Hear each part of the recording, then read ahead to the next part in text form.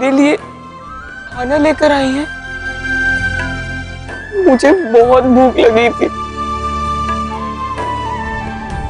हाँ बेटा, मैं तुम्हारे लिए भोजन लेके आई हूँ।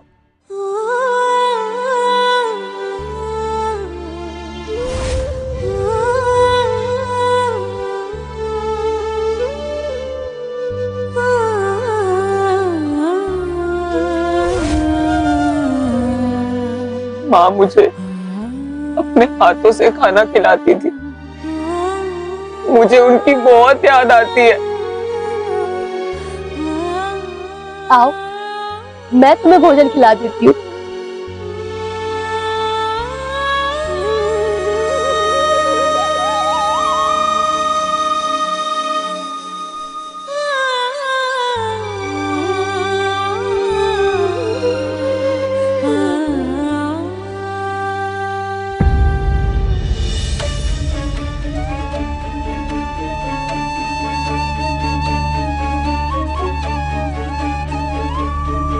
ये क्या कर रही हो कजरी?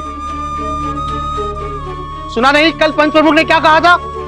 ये बालक अशुभ है, हमें इसकी परछाई से भी दूर रहना होगा। हमें अपने बच्चों के प्राण संकट में नहीं डालने हैं। चलो यहाँ से। ये बालक बहुत भूखा है, बिना माता पिता का बालक है। कल से इसने अन्न का एक निवाला भी नहीं खाया है। आज तुम्हारे हाथ से अन्न का निवाला खाएगा, कल तुम्हें ही मृत्यु का निवाला बना देगा। ये चुनिया इससे अत्यधिक प्रेम करती थी, उसका असर देखा है तुमने? इस अशुभ और अपशकुनी बच्चे से दूर रहने में ही भलाई है। चलो। मौसी, मौसी, मौसी, मौसी। अरे हरिलाल, मुझे कुछ खाने को दो। ये बालक अब तक यही है। भूख लग रही है। अरे इसको तो इस गांव से बाहर निकाल दिया गया था ना, मैं यही कर रहा हूँ ना। निकल यहाँ से। मौसी, जाओ। मौसी, मौसी, काका मुझे कुछ खाने को दो ना, बहुत भूख लगी। देखो कैसे रो धोकर अपने जाल में फंसाने की कोशिश कर रहा है। हम तेरे किसी भी जाल में फंसने वाले नहीं है। क्या यहाँ से? हम में से किसी को इसके साथ दया नहीं करनी चाहिए। निकालो इसको यहाँ से। मुझे कहीं नहीं जाना, मुझे यही रहना है। तुझे तो ये मेरी माँ का घर है। तुझे तो यहाँ मुझे से यही जाना ही रहना होगा। है। अगर तू नहीं गया तो हम सबके प्राण संकट में आ जाएंगे। चल यहाँ से। मुझे कहीं नहीं जाना, मुझे यही रहना है। ये मेरी माँ का घर है। अपने मुंह से माँ का शब्द मत बोल। एक नहीं दो माँ को खा गया है तू। ये तो अच्छा हुआ कि तेरा पिता तेरे छलावे में नहीं आया, अन्यथा अपने पिता को भी खा गया होता तू। आप ऐसा क्यों कह रहे हैं काका? मैं किसी से कुछ नहीं मांगूंगा, मुझे बस यहाँ रहने दीजिए ना काका। अब तेरे किसी रुदन और क्रंदन का प्रभाव हम पर नहीं पड़ेगा। निकालो इसे यहाँ से। मुझे यही रहना है।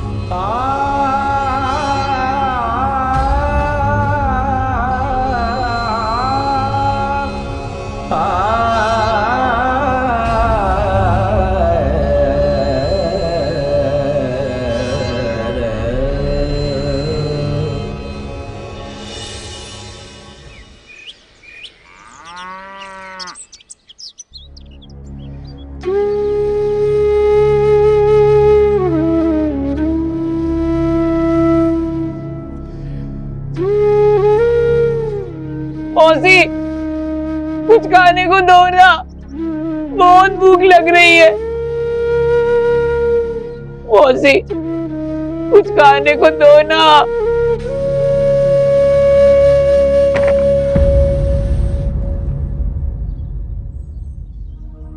यदि हाथ हमारे धर दे कोई, चार चने के दाने, निर्धन अनाथ ये बालक, फल चार उसी को माने। मुझे ये खाने को दो ना, बहुत भूख लग रही है। मौसी, मौसी।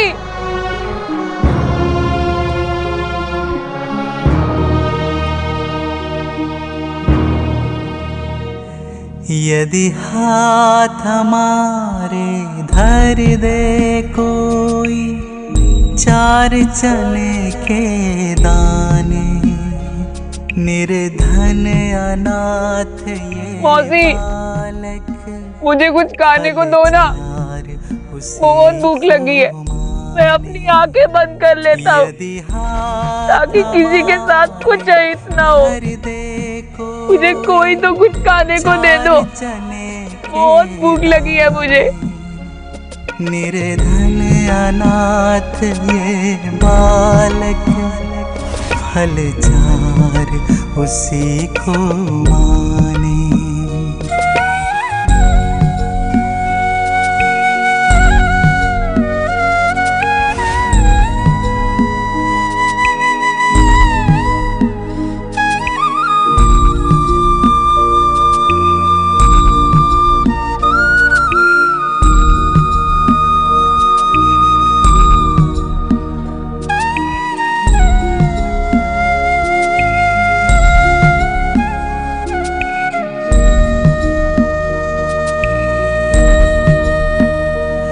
मेरी मात सरी की चुनिया, तज गई अचानक दुनिया, सब कर्म के लेख पुराने, हम किसका दोष बखाने। लगे गांव के लोग डराने, मुझे देखत ही भय माने। यदि हाथ हमारे धर दे कोई, चार चने के दाने, निर्धन अनाथ ये बालक, फल चार उसी को माने।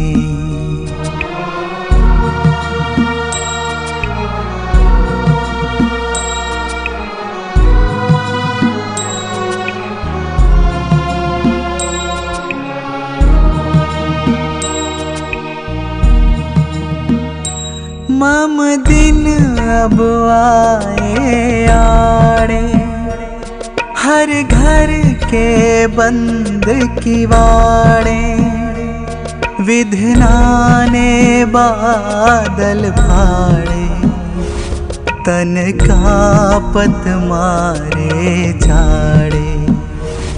विपत्ति के घन मंडराने, सब अपने भय बेगाने।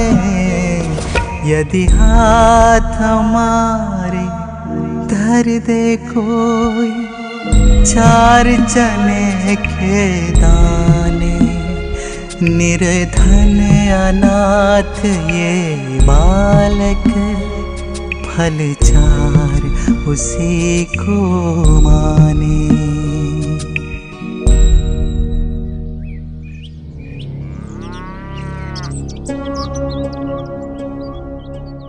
प्रणाम पंडित जी।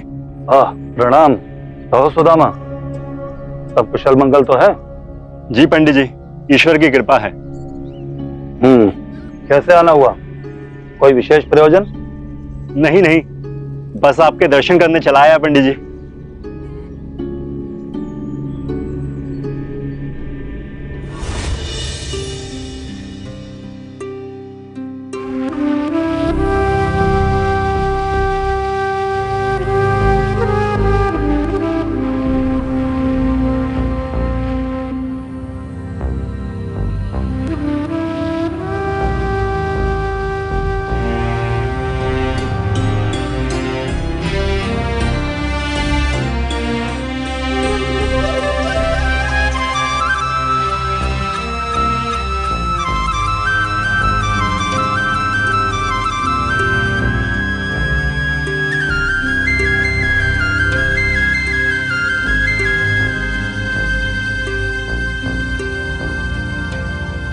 देखने में तो ये बालक सम्रान घर का लगता है, पर ये फेंकी हुई झूठी पत्तलों में से उठाकर खाना क्यों खा रहा है?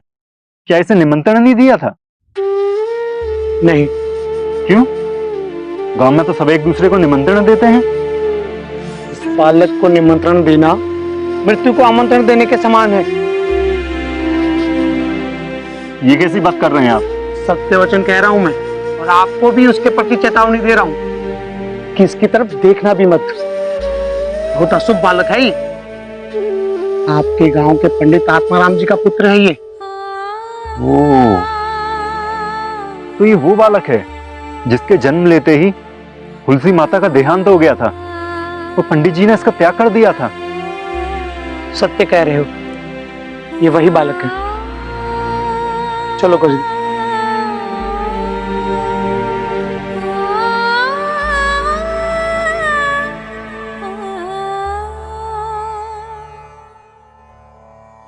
हे ईश्वर, भाग्य की एक ऐसी विडंबना है। इस बालक का प्रारब्ध तो वास्तव में बहुत ही पीड़ादायक है। यह हृदय विदारक दृश्य तो मैं देख भी नहीं सकता। जिस बालक का बाल्यकाल ही कांटों से भरा हुआ हो, तो आगे के जीवन की कठिनाइयों की तो कल्पना भी नहीं की जा सकती। ना इसे अच्छे संस्कार मिल सकेंगे, ना ही शिक्षा। ऐसे में अपने जीवन का निर्वाह कैसे करेगा? अरे सुदामा, किस सोच में पड़ गए? कुछ समस्या है क्या? सब कुशल मंगल तो है? जी पंडित जी, ईश्वर की कृपा से मेरे जीवन में तो सब कुशल मंगल है, किंतु मैं आपको कुछ बताने आया था। वही तो मैं पूछ रहा हूं, आने का कोई विशेष प्रयोजन? प्रयोजन भी आप ही से जुड़ा हुआ है पंडित जी, इसलिए तो मैं आपके पास आया हूँ। तो शीघ्र हमें बताओ, क्या बात है?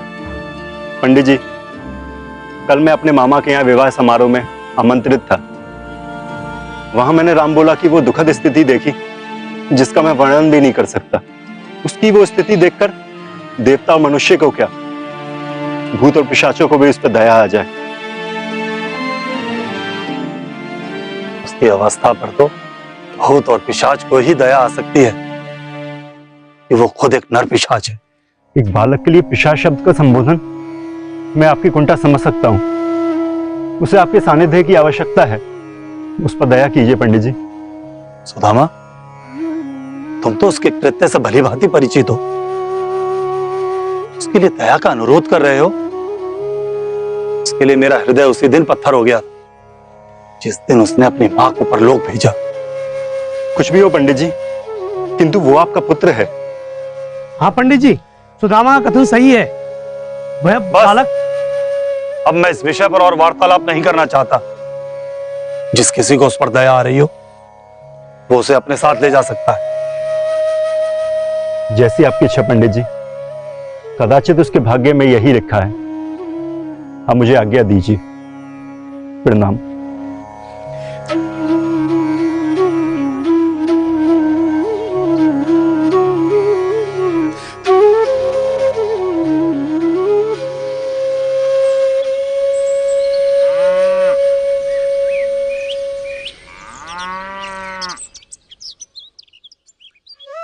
यह शुभ बालक तो रास्ते में ही बैठा हुआ है। हमें इसकी परछाई से भी बचकर निकलना चाहिए। इसकी कुदृष्टि भी हम पे नहीं पड़नी चाहिए। हमें अपना रास्ता बदल लेना चाहिए। नहीं काका, आप यहीं से जाइए, मैं अपना मुख छुपा लेता हूँ, आपको नहीं दिखेगा। हाँ ठीक है, लेकिन इस तरह तुम बीच रास्ते में बैठे रहे तो इससे भी हमारे गांव का हित है। मुझे बहुत भूख लगी है काका। लगी है। मुझे कुछ सूखे चावल के दाने ही दे दीजिए ना। कुछ दूरी पे रख दीजिए। जब आप चले जाएंगे मैं उन्हें उठा लूंगा। बातें तो ऐसी करता है कि किसी का भी हृदय द्रवित हो जाए, किंतु हम तुम्हारे कपट से भली भांति अवगत हैं। जो बालक मानव के प्राण हरने से अपना भोजन करता हो, भला इसका पेट इस सूखे चावल से कैसे भरेगा? तुम्हारे लिए यही उचित होगा कि इस मार्ग को छोड़कर कहीं बहुत दूर चले जाओ। आप ऐसा क्यों कह रहे हैं काका? काका कह के संबोधित मत कर हमें। कोई संबंध नहीं है तुम्हारा हमारे साथ। हाँ, किंतु मेरी माता ने तो मुझे यही सिखाया था कि बड़ों का आदर करना चाहिए।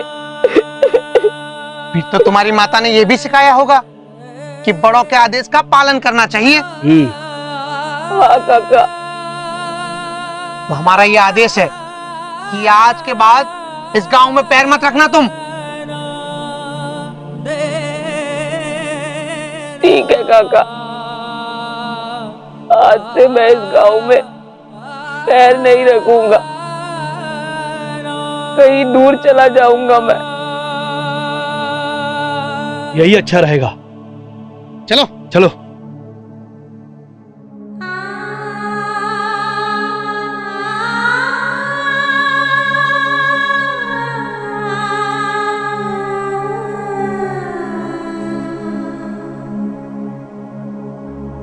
विधना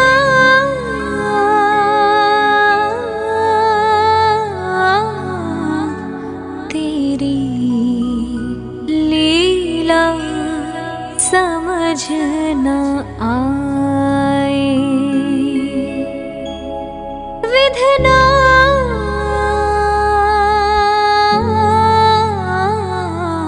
तेरी लीला समझ न आए, विधना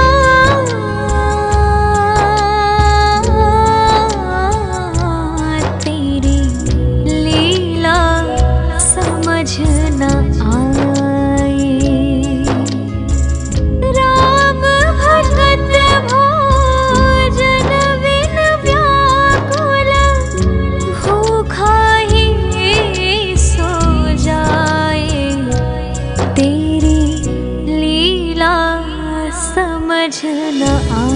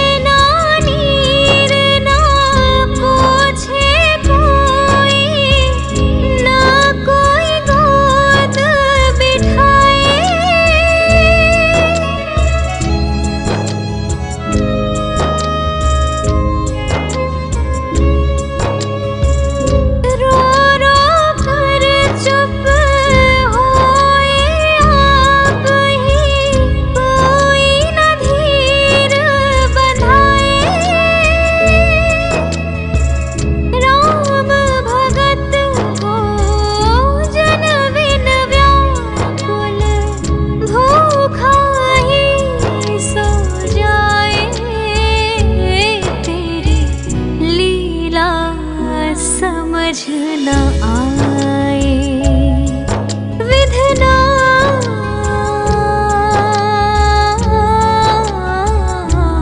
तेरी लीला समझ न आए। राम भगत भोजन बिन व्याकुल, भूखा ही सो जाए, तेरी लीला समझ न आए।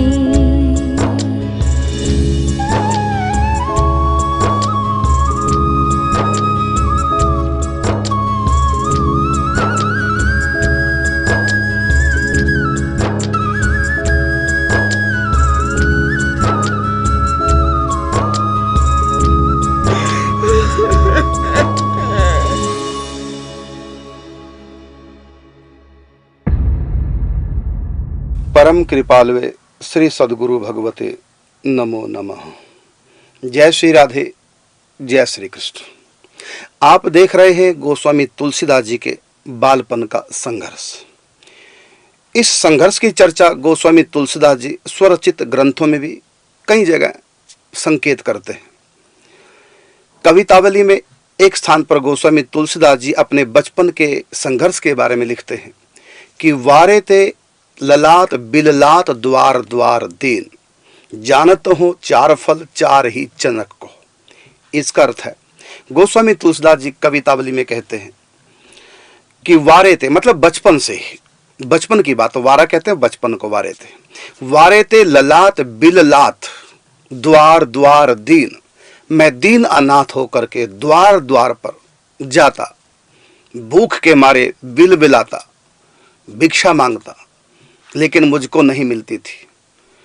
और यदि किसने चार दाने मेरे हाथ पे रख दिए तो जानता हूं चार फल चार ही चनक को।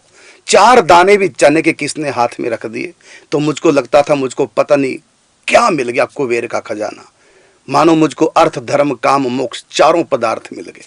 ये मेरी स्थिति थी। लेकिन जब मैंने नाम की शरण ली, रघुनाथ की शरण ली, तब ऐसा मुझको अपनाया कि चार पदार्थ के कौन कहे, पंचम पदार्थ श्री राम का प्रेम, उनका लाड मुझको प्राप्त हो गया। यह है नाम जप की प्रभु शरणागति की महिमा। पहले मेरा जीवन कैसा था, आज कैसे हो गया। इस प्रकार गोस्वामी तुलसीदास जी स्वरचित ग्रंथों में कई जगह अपने बचपन के संघर्ष की चर्चा करते हैं। और मैं कहना चाहता हूं कि देखो, अकेले थे, कितना कष्ट गोस्वामी तुलसीदास जी के बचपन में आया। माता पिता का साया सर से हट गया, पालने वाली भी छोड़ गई, मृत्यु को प्राप्त हो गई। लेकिन उनके मन में देखो एक ऐसा उनका आत्मबल था, और सह गए इस बात को। जो सह गया वो प्रभु चरणों में रह गया। अगर कुछ कह गया तो समझो माया में बह गया। कहा ना कि कोई लाख सताए सताए हमें, हम साहस से सहते ही रहेंगे। कोई तप्त कड़ाहे में डाले हमें, हम श्री हरि की जय कहते ही रहेंगे। दरिया में बहाए बहाए तो कोई, प्रभु प्रेम सने बहते ही रहेंगे। धन जाए चाहे तन जाए तो क्या, जिसे चाहा उसे चाहते ही रहेंगे। ऐसा भीतर का भाव। और आज मैं देखता हूं बच्चों को, माता पिता ने डांट दिया तो सहन नहीं होता उनसे। यहां तक कि परीक्षा में फेल हो गए तो आत्महत्या तक कर लेते हैं। किसी प्रेमिका ने साथ छोड़ दिया, बेवफाई कर दी तो आत्महत्या कर लेते हैं। मम्मी ने या पापा ने डांट दिया तो आत्महत्या कर लेते हैं। इतना कमजोर हमने अपने बच्चों को बना दिया। और एक देखो गोस्वामी तुलसीदास जी इतना संघर्ष अपने जीवन से कर रहे हैं, ना ठहरने का रुकने का ठिकाना, ना कोई घर द्वार रहा, ना कोई धैर्य बढ़ाने वाला रहा, और बालक था। और देखो मजबूती के साथ आगे बढ़ा, दुखों को झेलता हुआ, रोता हुआ, लेकिन आगे बढ़ता गया। और अंत में देखो तो कहां से कहां पहुंच गया, और सनातन धर्म के एक स्तंभ बन गए गोस्वामी तुलसीदास जी। रामचरितमानस के रचयिता, हनुमान चालीसा के रचयिता, जो घर घर में पढ़ी जाती है, जन जन तक जो हमारा धर्म का साहित्य पहुंचा, ऐसे गोस्वामी तुलसीदास जी कैसे बने इतने महान। तो आप देख रहे हैं उनका बचपन का संघर्ष। हमको सीखना है इन बातों से, किस प्रकार से व्यक्ति संघर्षों में और आगे बढ़ता है। हमको अपनी विल पावर, अपना आत्मबल गिराना नहीं चाहिए।